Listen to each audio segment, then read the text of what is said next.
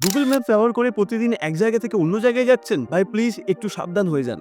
সম্প্রতি একটি ঘটনা ঘটেছে যেটা খুবই দুঃখের আর খুবই ভয়ের। বিবেক এবং অমিত দুই বন্ধু তাদের আরেক বন্ধুর সাথে উত্তরপ্রদেশের গুরুগ্রাম থেকে বারেলিতে এক বিয়ে বাড়ি যাচ্ছিল। গুগল ম্যাপস দেখে দেখেই রাস্তা চিনে তারা এগিয়ে চলেছিল তাদের ওয়াগনার নিয়ে, আর সেটাই কাল হয়ে দাঁড়ালো তাদের জন্য। জানা যাচ্ছে গুগল ম্যাপস ভুল করে তাদের এক ইনকমপ্লিট ফ্লাইওভারের উপর দিয়ে যাওয়ার পথ দেখায়, আর সেই পথ ফলো করতে গিয়ে রাত্রের অন্ধকারে প্রায় 50 ফিট উঁচু ফ্লাইওভার থেকে তারা সোজা রামগঙ্গা নদীবক্ষে পড়ে যায়। দুমড়ে মুচড়ে যায় তাদের গাড়িটি। পরের দিন সকাল 9:30 নাগাদ আশেপাশের লোকজন এই গাড়িটিকে প্রায় জল না থাকা নদীবক্ষে পড়ে থাকতে দেখে। তখনই দ্রুত পুলিশকে খবর দেওয়া হয়, কিন্তু ততক্ষণে যা হবার তা হয়ে গেছে। এই তিনজনের কেউই আর বেঁচে নেই। গুগলের পক্ষ থেকে ঘটনায় গভীর শোক জ্ঞাপন করা হয়েছে। তবে অকালে এই যে 3 প্রাণ চলে গেল, এদের দায়িত্ব কে নেবে? এই ইনকমপ্লিট ফ্লাইওভার কেন ব্যারিকেড করে গার্ড করেছিল না? তাহলে গুগল ম্যাপস কি আদৌ নিরাপদ? এসব প্রশ্ন উঠছেই, আর প্রতিবারের মতোই উত্তর দেওয়ার কেউ নেই। তবে আপনার জীবন আপনার হাতে। গুগল ম্যাপস ব্যবহার করলেও খুব সাবধান হয়ে ব্যবহার করুন, আর ভিডিওটিকে শেয়ার করে সকলকে সচেতন করে দিন।